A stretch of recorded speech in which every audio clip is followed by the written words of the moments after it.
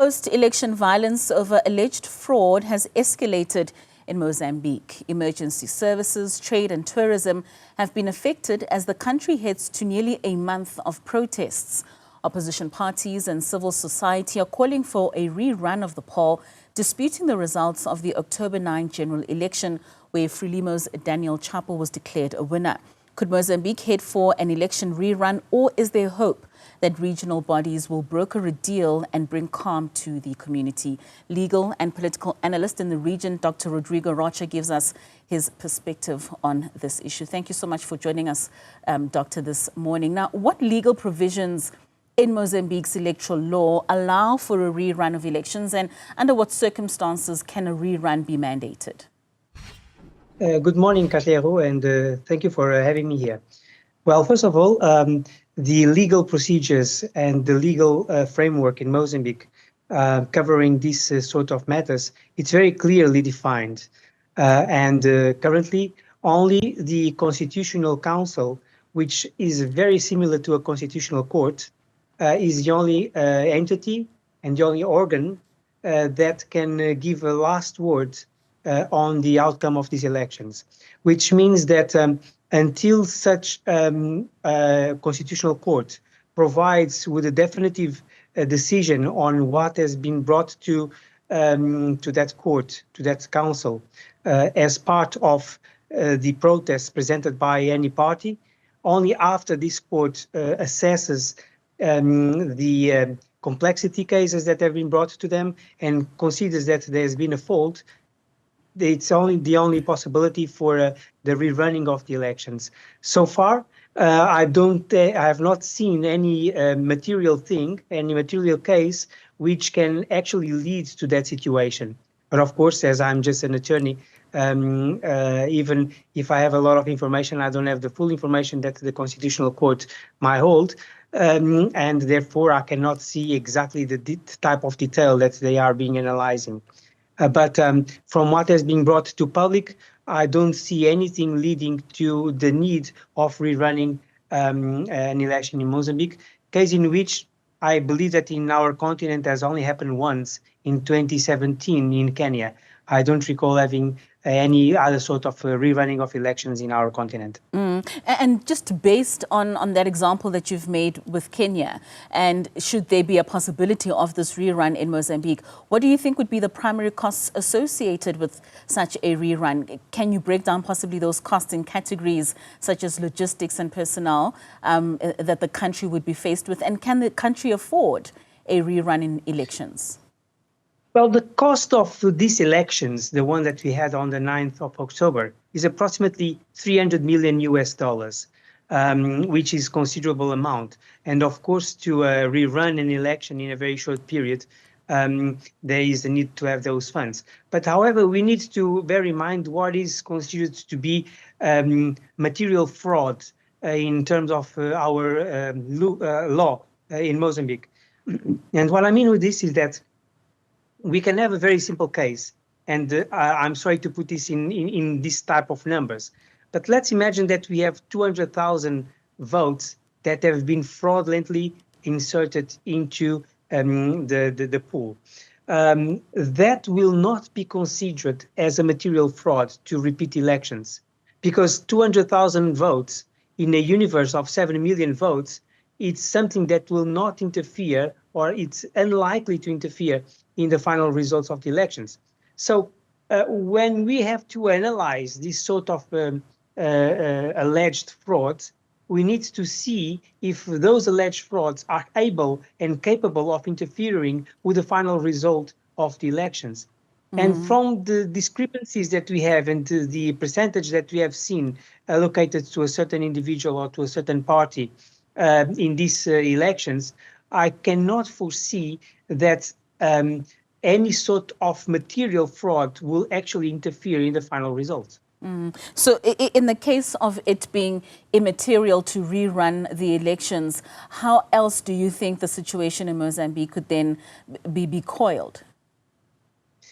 Well, how else? In what terms? In economical terms? Well, in terms of Well, in terms of the people then getting a government that is there, not necessarily being thought to have bought the votes, so that the votes were rigged for the current government to be running the country as it is.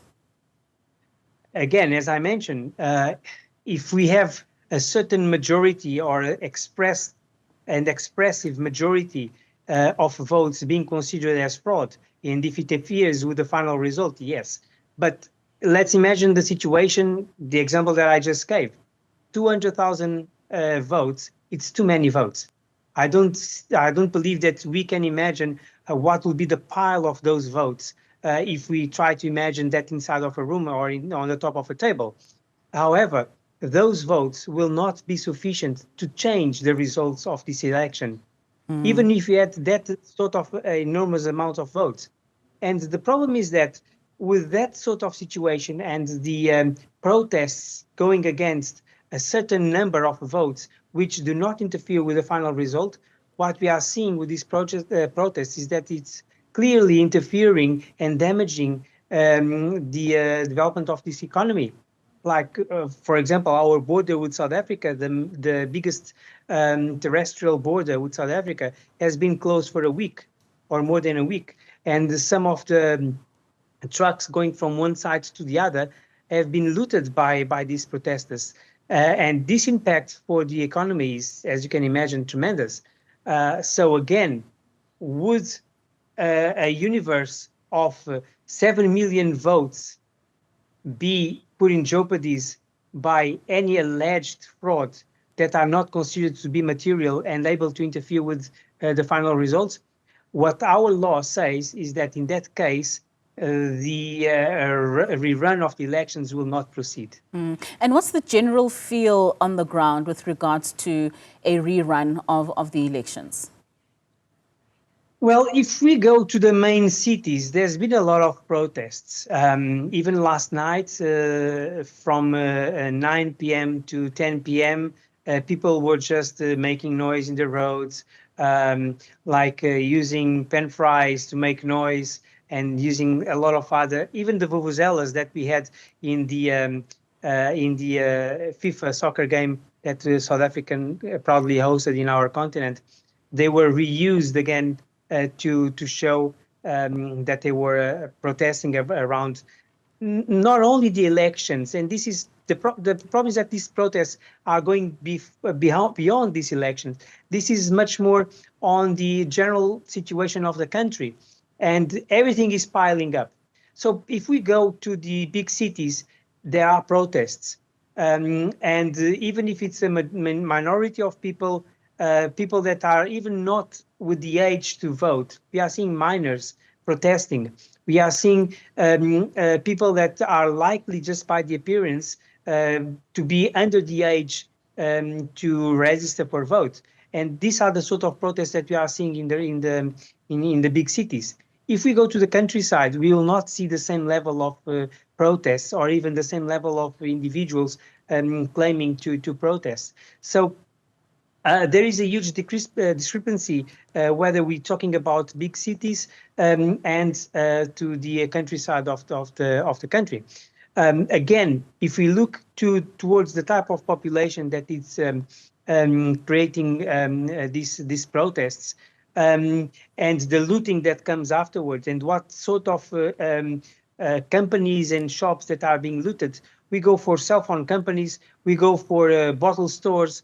So it's nothing that really needs to be taken as a society as something that has been needed to be looted. Well, I think nothing needs to be looted. But if it was looting for food, looting for goods of first necessity, but going for alcoholic drinks and cell phones, that's not what the protest should be about. So what I'm hearing you saying, Doc, is that a lot of the protests are influenced by other forces, not necessarily for the true cause of what the election results were. I mean, if you're saying that if young people who are not of voting age are out on the streets looting and are actually looting alcohol.